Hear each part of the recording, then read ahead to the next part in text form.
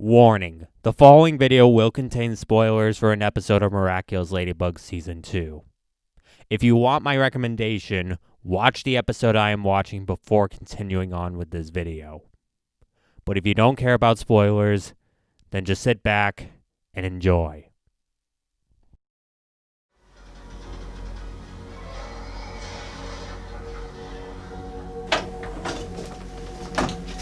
Hey dude. Oh. Hey. You want one? No thanks. I should get this off me. So, I was told about where Rita sent the Miraculouses. Oh god, I've been trying to keep my mind off of that. Hold on, don't panic, because they got a package from the Ladybug Insecticide Factory. Wait, you serious? Oh, thank god! I honestly thought they would have ignored me. I didn't expect for them to actually send me their entire... It's just a can of Raid. What is wrong with these people? I have no idea. And it also looks like they put me on a blacklist after Ladybug told them what I would use it for. Great. Now I'm at a last resort. Even surrender? That's a fallback plan. There's a difference. Whatever. By the way, I found another head at the front door. You think you can have Rita inspected for me? I'll try to. Don't you hate Rita? Well, not only do I hate shutting down artificial intelligence more than artificial intelligence itself, but after what she did with the Miraculous, I'd rather not take any chances. Good. At least you learned something from that experience. You mean something that I already knew way before that mess happened? You said that the rocket security Gabriel had was so much better than her. Yeah. Just as I thought.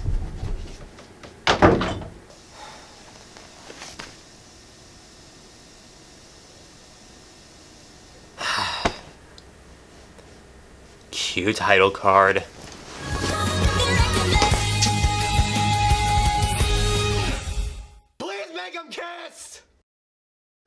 Hello everybody and welcome back to my Miraculous Marathon. We're seeing protesters overcome the police.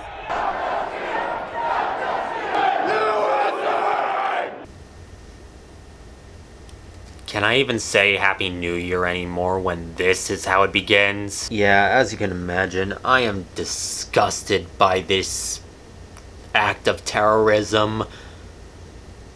So disgusted that I didn't even know how to begin this review. I was going to be more hopeful, but then I saw this and... what do I even say to this? What is happening, America? What is happening? All I am hoping for is that this isn't a harbinger of things to come. Because people, we are better than this. We're all better than this. However, the show must go on, and if nothing else, I want to liven people's days. So I might as well have a look at another fan favorite episode from Season 2, and one of my personal favorites from this season. So with all that out of the way, let's have a look at Episode 11, Gorozilla. So we open this episode with Adrian asking his father if he's willing to talk to him, and his father just flat out teasing him. Yes, of course. Really? I'll tell Natalie to let you know as soon as I'm available. He has to be doing this intentionally. There is no way he doesn't know what he's doing. Then his attention is drawn to Adrian's ring, which reminds me of a moment I neglected to mention in Simon Says where he notices and comments on it. I've never noticed your ring before. And it's taken him until now to not only focus on it again, but start piecing together that he might have a connection to Cat Noir. Well, this is quite the start. Gabriel's growing suspicious of his son, and if that wasn't bad enough, when he goes to check on him... well, time to make his tombstone. Yeah, he's escaped, but there are some bad news. One, he has a fragrance now. Radiant, carefree, dreamy. Stupid! And there are advertisements for it everywhere. And of course he's the poster boy for these ads, sporting an all-white attire that was spoiled to us by Sam G for the 2nd anniversary of this show. And if that wasn't bad enough for him, he comes across a superfan that we saw earlier in Glossiator, Mayhem the Mayhem, voiced by Chris Hackney, who's done some work for Mobile Suit Gundam Seed and Fire Emblem, most notably Dimitri from Fire Emblem Three Houses. This guy is one of Adrian's biggest fans, and if you think that he's going to turn out like Pixelator, thankfully no, but he's still a bit crazy for him. I mean, he carries a life-sized cardboard cutout of him, and even takes a photo of him without his consent and posts it online, giving his location away to the gorilla. And that's when Mayhem the Mayhem earns my nickname for him, as he not only draws attention to Adrian from everyone, including Thumbnail Face and Minonri Color, but he ends up leading this pack of crazed fans, including police helicopters and the fire department. Paris's tax Frank's at work, ladies and gentlemen. Though oddly enough, Marinette isn't even a part of this mob. Nah, she's busy drooling over his advertisement while eating yogurt at home. I'm guessing the advertisement made her hungry for Adrian, but yogurt had to suffice. Hope you enjoy the cold shower. But once Alia reminds her they have to go to the pool, she not only runs out for getting her swimsuit, but runs into Adrian while she's still in her pajamas, adding a whole new layer of humiliation to this mess. And for those wondering, no, I am not changing into my pajamas again. But yeah, this is our setup for the episode. Adrian's on the run from a crazed mob of fans, and his bodyguard, he's dragging Marinette into this mess, and all the while, Gabriel's wondering if he and Cat Noir are the same. Could this day get any worse? Adrian and his girlfriend in the fountain! No, it's only getting better. They eventually head to the subway, and Adrian reassures Mary that nothing bad will happen to him as long as he has the lucky charm she gave him in the gamer. So much for nothing bad happening to him! They try to escape, but the routes are blocked off by Gorilla and Pure Fear. Just thank God for the convenient subway train as they jump in, unfortunately leaving the lucky charm behind. So much for nothing bad happening to— And from here on out, Gorilla's luck just keeps spiraling down the drain. Not only do the fans dogpile him because Mayhem recognized him and that somehow grants Gorilla tackle me status, but his phone gets stolen by Mayhem for a bit. Will he surpass Marinette's stolen phone record of 3? The answer is no, stop asking. But he ends up getting his car towed away for his hack job parking and gets a bunch of tickets on top of Gabriel berating him so he can make him miserable, transform into Hawkmoth with insert transformation sequence here, and send in Akuma to make him his next minion so he can hopefully do a better job at tracking Adrian. Like, I'm not even sure whether to call that cruel or clever. I mean, I don't even have a good joke for it. Damn it! So the Akuma possesses the good luck charm and turns him into Gorizilla. Really, all Gorizilla is just King Kong mixed with the Hulk, and he's freaking blue. And he has a good sense of smell. Honestly, for all the great things about this episode, I really can't say that the villain is the biggest highlight of it. But he's not really the centerpiece of the episode, so yeah, as a villain in general, he's good for what he is. Ezra Weiss does another great job with his performance, even if it's just grunts.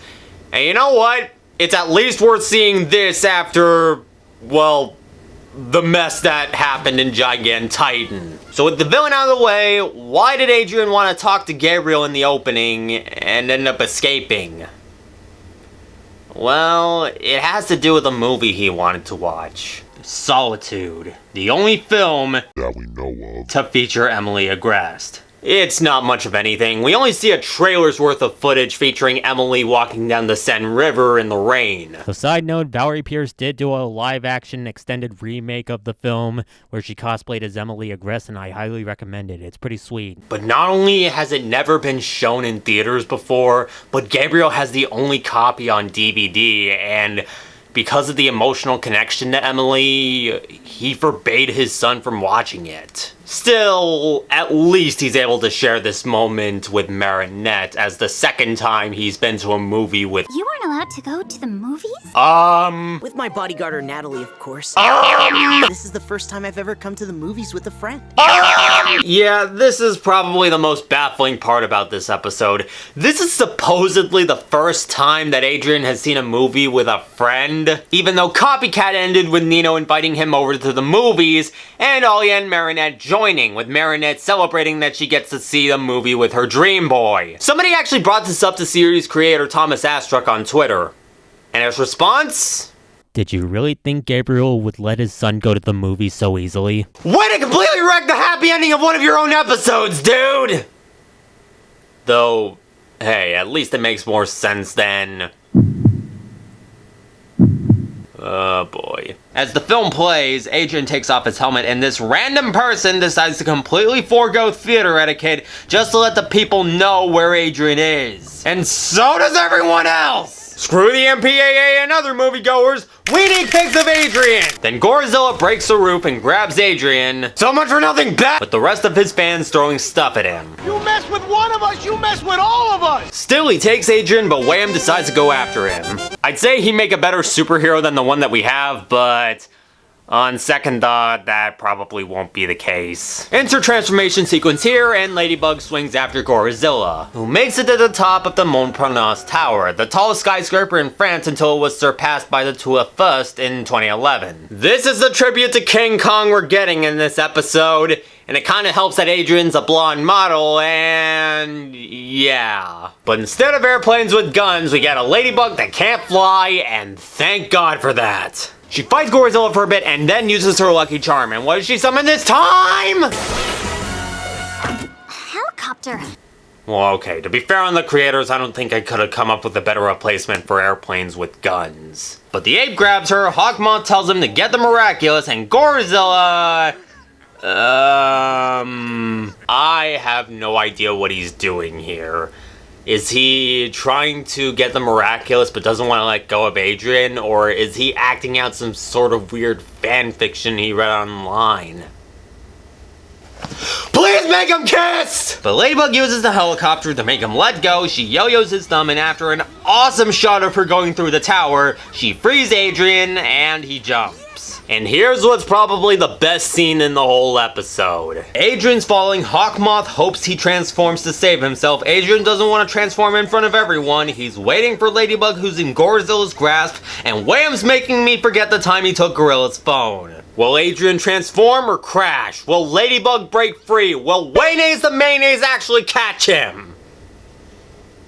Wayne's the main... what? But in one of the biggest displays of humanity from the Butterfly Man over here, he tells Gorizilla to let Ladybug go so she can save his son. What did I tell you? Yes, he may step over the line in a few areas, but there is no way that he would ever hurt his son without feeling the slightest bit guilty. It would be super out of character for him to do so, and who knows, it might be even more out of character for him to do even worse, like yeeting him across Paris, or making him attempt suicide, or... Hey, I'm right over here, what are you looking at? Were you looking at the ramen pillow? Well, I got this as a Christmas gift, but I have no idea what to do with it, so, yeah, it's a permanent fixture to my background. If only I just got better cushioning for it so it sticks out a bit more. So Wayfair the Mayfair arrives wanting to help, but Ladybug tells him to hide. I'm giving you 2 seconds to figure out what he does next. He decides to help out anyways. After a reference to Lord of the Rings, Gorizilla picks up way back the Mayback. Okay, this joke has officially run its course. I am sorry, everyone. And sprays him in the face with Adrian's fragrance, making it harder to track him. Who would have predicted that the crazed fanboy from the beginning would end up redeeming himself by attempting to protect Adrian and actually being useful? And that's not his only good deed. When Mayhem finds his hero, Adrian allows him to take his place to distract the ape. And with Cat Noir stepping in pretending he's Adrian, you can probably see where this is heading. Adrian and Cat Noir side by side, So I was wrong. Yeah, this is basically Collector if the roles were reversed and Adrian wasn't aware. Or akumatized. I know what you're thinking. I'm going to lose my mind, scream a lot, scream into my beanbag for the umpteenth time, probably grab my ramen pillow and scream into it for a change, and call Hawkmoth telling him his son was Cat Noir the whole time. I'm not. I mean, I'm not really mad at this. Well, okay, in reality, I sort of am, but I'm more regretful than anything. I gotta move on. I'd rather not talk about it. I'm sorry, Hawkmoth. So Cat Noir cataclysms the ground, trapping Gorizilla, and Ladybug grabs the charm from his pocket and breaks it, releasing the Akuma. Insert status quo scene here, turn everything back to normal, and then fist bump. Another day, another attack, another victory for the Miraculous duo, and another identity reveal prevented to reinforce the status quo. So Mayhem meets up with Adrian, apologizing for posting the photo online, but Adrian's willing to forgive him and even be his friend so long as he doesn't chase him around screaming. He even gives him his email. You see what I mean about him not turning into another pixelator? Yes, he stepped over the line in a few areas. I mean, he took Gorilla's phone earlier. But I'm glad he admitted what he did was wrong, and I'm glad he was able to help out Adrian pretty well. Is he my favorite character? No. But he's still one of my favorite parts of this episode. And the episode ends with Gabriel allowing his son to watch Emily's movie with him and telling him he should trust him a bit more. Yeah, I'm not gonna comment on this. And then we get this shot of a room with a butterfly window and a pod in the middle. What is this for? We'll have to wait to find out. So that was Gorizilla. How's it hold up? It's freaking incredible. I don't know what to consider my favorite part of this episode. The tension of Gabriel finding his son's secret, the crazy setup, Mayhem being an absolute joy to watch in spite of him going too far, Chris Hackney sounding like he's having fun as him. The first time I saw you in that ad, I told myself, Mayhem, I got to meet this guy. He's so cool. Hawkmoth allowing Ladybug to save his son. That ending. Yes, I've taken jabs at this episode a number of times, and I still question why they had to destroy Copycat's conclusion. But in all honesty, it doesn't really affect how fun this episode is in my eyes. There's a reason why fans consider this one of the best episodes in the season, and I can't recommend it enough. It's a joyride from beginning to end, and I'd say it was worth every minute. Well, that was a load of fun, and honestly, all I'm hoping for is to keep this joyride going throughout the rest of the year. So, next time on the Miraculous Marathon, we're having a look at Captain Hard Rock. Until then, this is ASLB, and I've got nothing else to say other than have a great life, stay miraculous, try not to go insane, and see ya.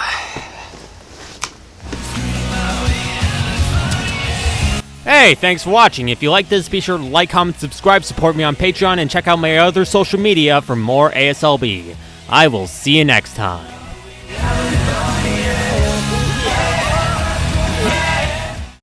Unless you don't mind revealing your secret identity to all of us. Okay, now that is just mean!